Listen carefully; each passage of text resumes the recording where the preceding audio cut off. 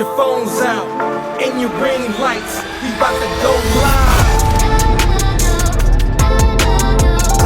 Come on your phone screen, man, we going. Welcome back to another episode of the Ty Brady Way. Today we have Tyler Volson on the show. And, you know, Tyler, I've known you for about 3 years now. A little bit of backstory.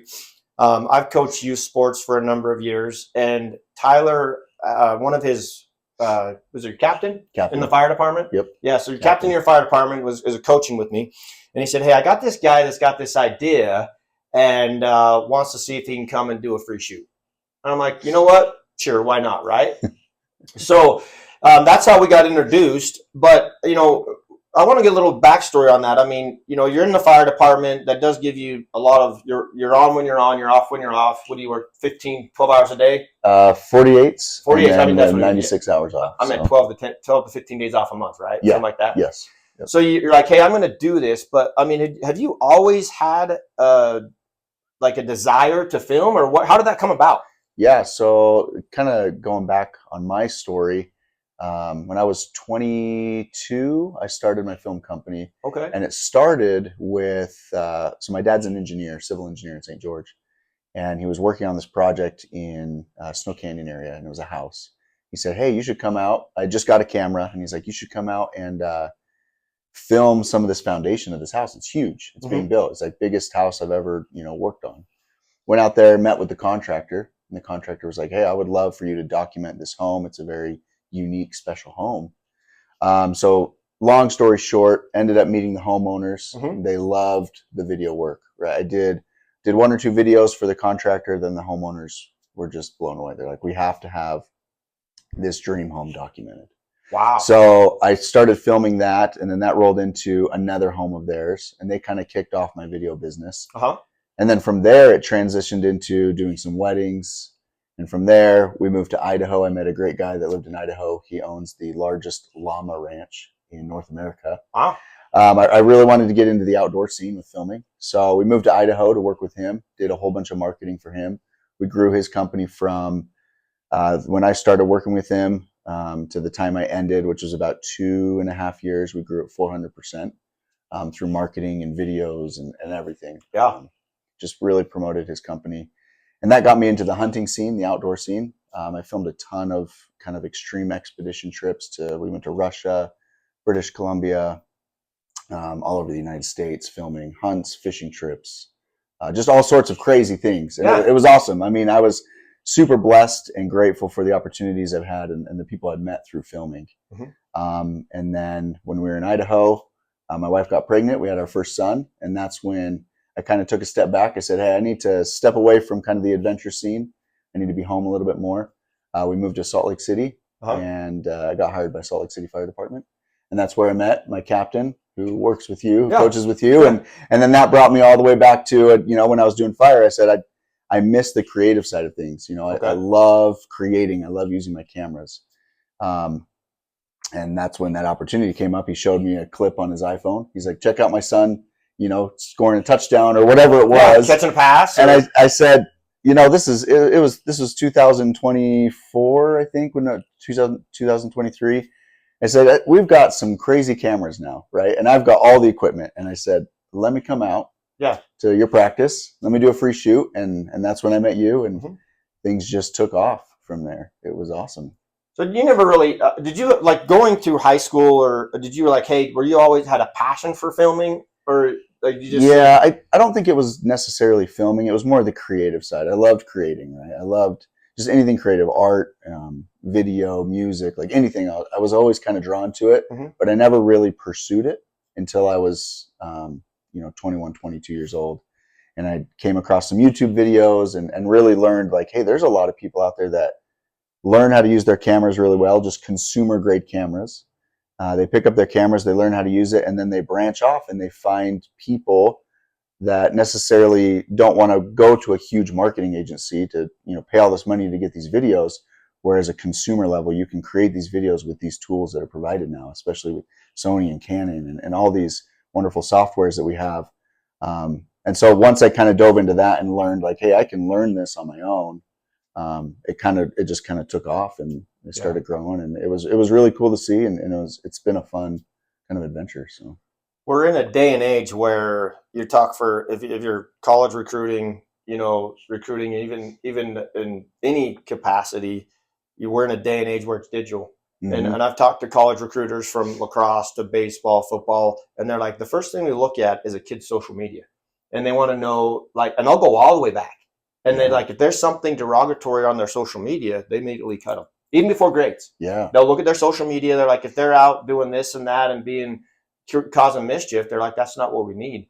So these young kids that I've coached the last 7 years, I'm like, listen, you're being watched now. Yeah. And you need to be careful because you can't take that down. And once it's posted, it's out there. Yeah. So you need to be careful. But we live in a day and age where it's important, like even for recruiting in college. I was talking to my buddy of mine. He's like, the first thing that any recruiter asks for is, do you have film? Mm-hmm. Right. And they want good film, right? Where they can see, does this individual fit the scheme of our offense or our defense, or is he going to fill this position?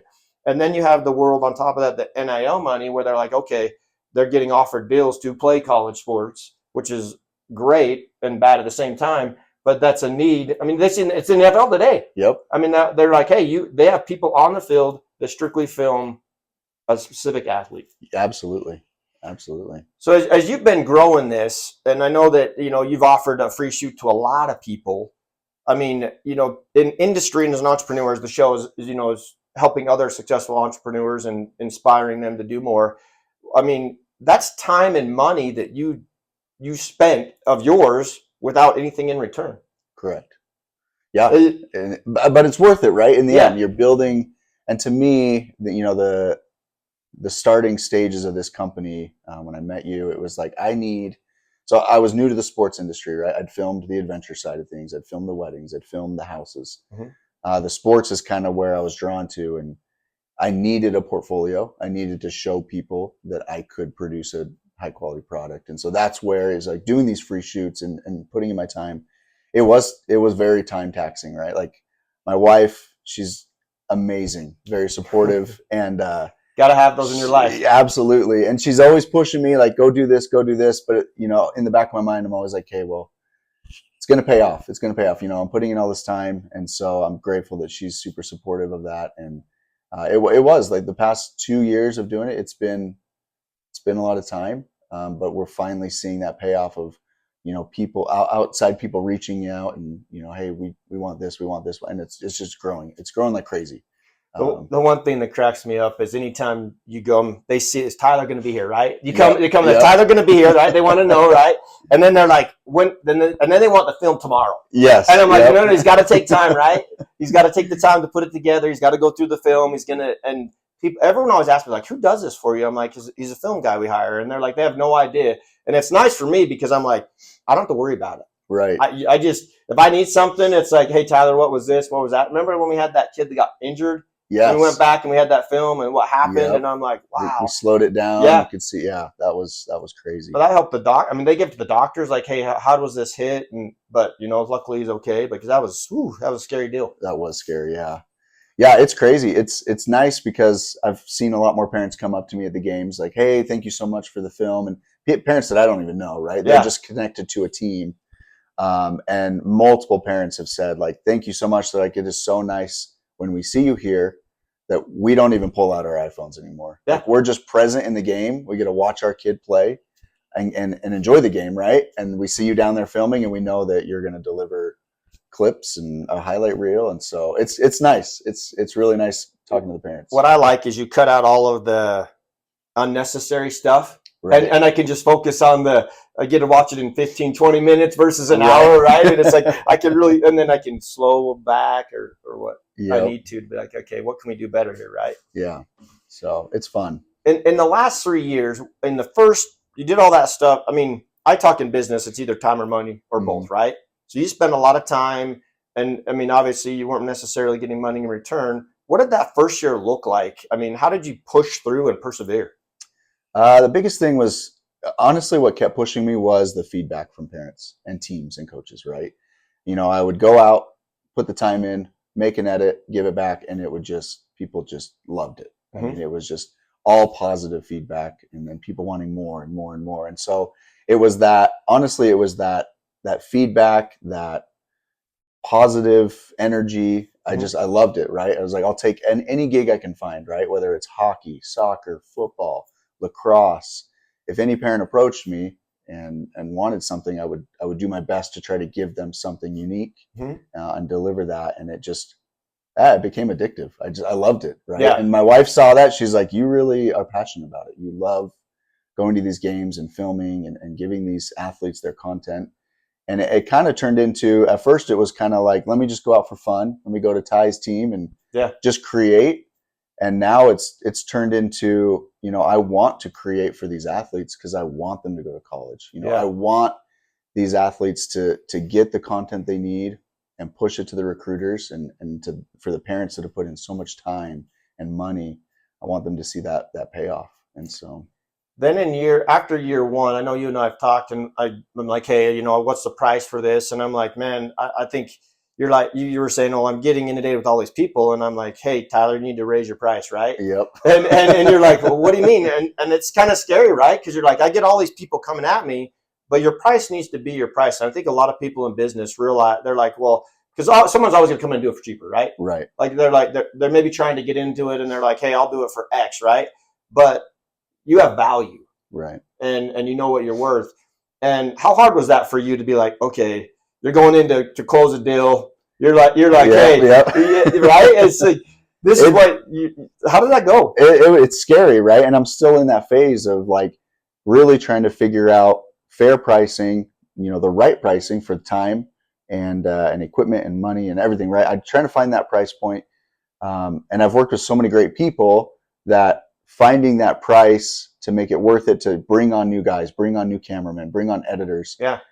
There's going to be a chunk of people that it's going to affect a lot, and they're going to fall off. Yeah. Because that's not in their price range anymore. And I don't love that, because I want to work with everyone, and I've built great relationships. Yeah. But at the same time, it's a business, right? I need to keep growing. I need to build a bigger team, and I can't keep doing that at certain price points. Sure. And so it kind of breaks my heart a little bit to do that. It's scary. It's hard, when someone approaches you and say, hey, this year we've bumped the price to this. This is what it is. We can't budge the price. And you kind of see like, oh, we're not in it this year. Sorry, we can't. And I hate that feeling because I want everyone to have it, but it's gotten to that point where we're just so busy and the time that it has to just keep growing that way. Well, I looked at what you charge, and I'm like, okay, well, you got drive time, you got the time on the field. I mean, I don't know how you make money, right? And then the time editing. How long does it take you to edit a 30-second clip? So if I'm combining clips and color grading and adding music effects, I mean, it could be for a 30-second reel, it could be minimum an hour up to 2 to 3 hours, right? Yeah, depending on how much you're putting into it. And you're paying someone $20 an hour to edit on top of your time being out on the field. I mean, you got to take that into consideration, right?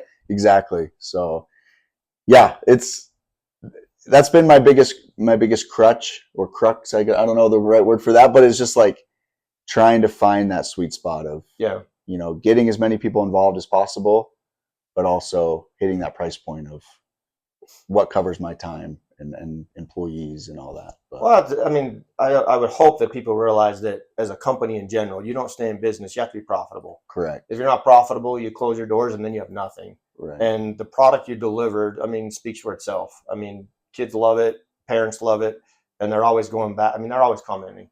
Yeah, they love it. They love it, and it's fun to see. It drives me. How many? So you've picked up some big contracts, right? Mm-hmm. And I know we've talked about those as well. And what is your biggest challenge, would you say, going forward, next to trying to find the price point that's reasonable for the teams or the year? And then what's the next biggest hurdle for you? Biggest hurdle that I'm dealing with right now is finding basically subcontractors that can work with me, right? Mm-hmm. And it's scary especially in like the media industry, like it's your name, right? And so people have hired me for my camera work and my editing. Mm-hmm. Like that's the product they want. So bringing on new cameramen or new editors is scary because that they don't have the same eye that I have, right? And not saying that right? It's a training process, right? And so it just is scary because a lot of these guys I've worked with a little bit, the guys that I've reached out to, and I know they're good, but it's still scary of like, are they going to deliver what I need, right? Are they going to give me the content? Are they going to go out and film this football game, come back, and I'll have the content to give these parents that have paid me? So it's the scariest. It's terrifying, but I know it'll work out. Yeah. You know, I try to be very selective on who I pick to help film. Yeah. Because anyone can point a camera. But if you need to know how to use the camera correctly. So if things change, you can change your settings, right? And you kind of compose the frame. You need to learn where to put the athlete in the frame for different situations, right? If it's a quarterback, you want to shift him to the left of the frame so you can lead the ball right as he's throwing, right? Just little things like that is to kind of, I guess, kind of like jump ahead, like one step ahead of the play, like you know what's going on. And I've noticed that with filming such as lacrosse. I knew nothing about lacrosse, right? Super fast. And I remember when you brought me out for my first game, you're like, hey, it's fast, it's different. I'd never watched a lacrosse game. And I told you, I was like, hey, this might take me till halftime to figure out. But I was like, I'm going to figure it out. And within the first quarter, I was like, okay, this is how the ball moves. This is how the players shift. So just being able to read that and pick that up while you're filming is huge. And that's just something that takes time to learn. Yeah. And so when I'm hiring people, it's scary because I'm like, dude, how fast is it going to take you to adjust learn these? Yeah, to adjust these. So, but it's fun. It's fun. And I hope this year I'm hoping to bring on, 2 or 3 great cameramen we can all spread out and cover more games. So. Something that may help you is I had a hard time with that as well. And because you can only do 100% of 100%, right? Right. Even if you hired somebody that could do 50% of your 100%, that's 50% more than you can do than your 100%. Correct. So when you're and it's hard because you're like, but you're like, okay, but you need it, right? Yeah. As the volume comes in, as the people want your services, then your hope is that over time you can get that 50% to 70%, 80 and 100, and that you have those quality people where you can continue to grow your brand. And they are an extension of you. You're duplicating yourself. Yeah. And that way you're like, okay, I can go to this game. They can go to that game. They can go over here and then pull it all together in the end. Yeah. Scaling. It's a beautiful thing. It's crazy. It's crazy. And I'm excited for it. I've never, like my video business before I did sports and before I did firefighting, it was just me. And so I'd go out and do everything, whether it was like a high adventure hunting film or a fishing trip or a wedding, whatever. It was always just me. And so this is like an exciting time for me and my wife and my family of like actually scaling and growing a production company. And it's something I've always wanted to do. I just never saw the need when I was doing those other filming things. Like, the adventure trips is like, I don't want to bring a whole crew with me, especially on these big hunts where people are paying thousands of dollars to go on this crazy hunting trip. It's like they typically just want one person with you. So this is exciting to finally grow and build a team and see where we can take it. In any entrepreneur, they usually find a niche, right? Or a vertical. They say a niche or a vertical. So are you going to continue with sports? That's just say I'm only doing sports of all kinds. That's just, I'm going to go all in with that. Absolutely. Yeah. It's fun. It's too much fun. I love being at the games. I love the editing side, going back and watching it and slowing the footage down. And then most importantly, and the part that drives me is just the excitement from the parents and the players when I deliver the content. And they post it on social media and everyone's commenting. And it's fun seeing, especially in the lacrosse scene, because it's a big club scene here in Utah now. You get all these players that play on rival high schools. And then as soon as club starts, they're all on the same team and they're just uplifting each other. They're commenting, oh, this guy's tough, this. And so it's really cool to see that, during the high school season, they're battling. And then come club, they're just like best of friends and they're commenting and lifting each other up. And we saw that in the state finals, the 7-8-year-olds, where half the team was with a different team and the other half was with a different team. And they played against each other for the state championship. Unfortunately, we lost. Yeah. I coached that game, darn it, 10-6. But, got to hand it to the other team. But at the end, they were taking pictures together and growing together because a lot of these guys, they're going to play with rival high schools. They may or may not go play college ball, but it's fun to watch. But they do comment on each other's reel. They're like, oh, that shot was sick, right? Or whatever. They're like, oh, you got me there, or like, we locked you down. It's just just the chatter, right? And It it's all is. positive. It's cool. And that team, that state game, they went on to destroy teams in the summer league. So Yeah. they came together and went back. Where'd they go? Delaware? Yeah, Delaware. That was a phenomenal. And they dominated the whole competition. So. They were not expected to do anything with that, but they've really come together. They've played together. Wow, how many years now? It's got to be 6 years, most of them. That was a core group of kids, and now they're all in high school, and it's sad to see because now I'm like, oh, I got to let them go, right? But it's been great, and they're all going to go to their different high schools, and hopefully win state championships in their bracket and go on to do greater, better things. Absolutely. Cool. It's amazing when you look at them. They're like this big. Now they're this big. Yeah. Right? You're like you're a man child. You're as big as me, right? Yep. That's kind of one thing that's been fun about filming is when I started with you, I got to meet a ton of athletes right at that young age, and it's really cool to see them over the past 3 years develop and grow. And like I've seen some amazing football players come out of it, and lacrosse players, and now it's transitioning into soccer and hockey. And so It's cool getting in early and like just kind of following along these athletes as they grow all the way through high school. And then looking back at the footage, it's like, hey, this was you when you scored a goal when you were, 8 years old, and now here you are in high school. So it's pretty cool. I think as the company keeps growing and we film year after year, it's going to be cool to see these kind of these mashups we can put together of all these kids. And I think it's you started out with Little League, right? Rec sports. Yep. And that grew into, now you're into club sports, and now you're into high schools are like, hey, I want you to come and film all the games, right? Yeah. And I mean, you get to go to a game and film it, and then I don't know about the editing side of it, but hey, I mean, I love watching sports. It's awesome. Yeah, you're it's like, awesome. I look at it as like, for me, it's not work. It's play, right? Like I go out and I get to go to these varsity football games and watch the games, and then go home and rewatch them with the edits and find the best highlights and kick them out. And so I enjoy it. I love it. There's times you're like, hey, did you see that play with so-and-so? I'm like, no, I didn't, but I saw it on your reel. You're like, did I catch you with so-and-so or whoever? And it's like, oh my God, I coached that kid 3 years ago. They're just man-child. They're huge, and it's fun. But, the best thing about coaching is I'll be walking in a grocery store or I'll be out and about, and they're like, hey, coach.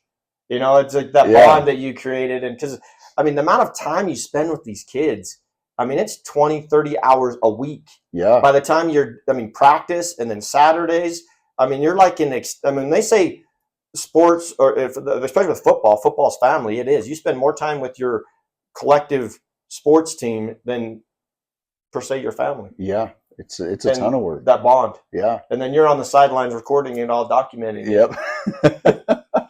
It's fun. It's fun.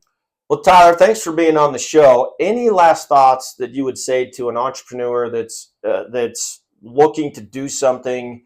Maybe something like, hey, what would be some of the last thoughts? Positive and negative. Like, hey, just keep fighting. What would it be?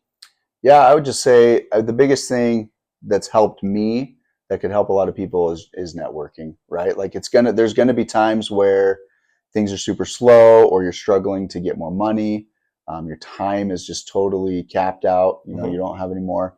But the biggest thing to do is, find those people that are successful or have been in the same experience, or, I mean, it doesn't even have to be a successful person, right? It could just be somebody that you look up to that's a leader, and just really take their advice. They're going to give you advice. They're going to walk you through. They're going to see things that you're not seeing.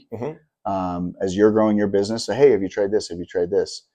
Take that advice and then just network with people, right? Just talk to whoever you're, I guess, in contact with in your industry, right? It doesn't have to be like mine is filming, right? So I talk to as many parents as I can on the sidelines. If I see parents, I talk to them, hey, what number is your kid? Let me send you a clip of your son or your daughter out playing. And it just grows and grows and grows. And so network with as many people as you can. And then, just don't stop. If you're passionate about it and you love it, just find a way to keep going. And it takes time, but it will grow. And I know you and I talk about business a lot, and you're like, we need to spend more time, because I'm like, Tyler, you said, you thought about this, because there's a lot of things that I've done on the media side, because I got into it 3 years ago, that's really helped scale my business as well. And that's where I had to have the realization that people are online 24/7. It's selling 24/7. And something I posted 3 years ago, someone may watch today and reach out. Yeah. And I'm like, well, I don't even remember what I said 3 years ago. Yeah. But they're like, hey, I watched this, or I did this, or hey, I had a question about this. And that's what's amazing is people, social media is not going away. Right. I mean, it's rapidly growing. It's going to continue to grow. I can't even remember the numbers of accounts that are being opened on a regular basis, but look at all the people that are selling products online and distribution now that wasn't before. It's a completely different ballgame, but they're branding themselves just like you are. Yeah. Push social media. That's huge. Everything I do, every edit I make, I always make some kind of reel for social media. Mm-hmm. Like for instance, just one example, there was a girls lacrosse team that had never had footage before, and they were doing awesome during the year. Didn't they go to the state championship? They did, yeah. They lost in the state championship, but it was an incredible game. But the coach reached out and she's like, hey, I've seen you do incredible work for the boys lacrosse team, the football team. She's like, I just want to give these girls like something to take home to have as a keepsake, right? As a memory of our awesome season. So I went out and filmed, and there was just incredible highlights from the game, just incredible highlights.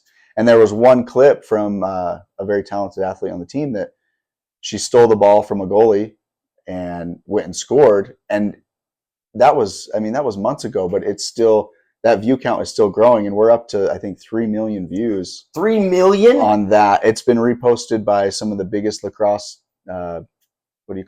channels on Instagram.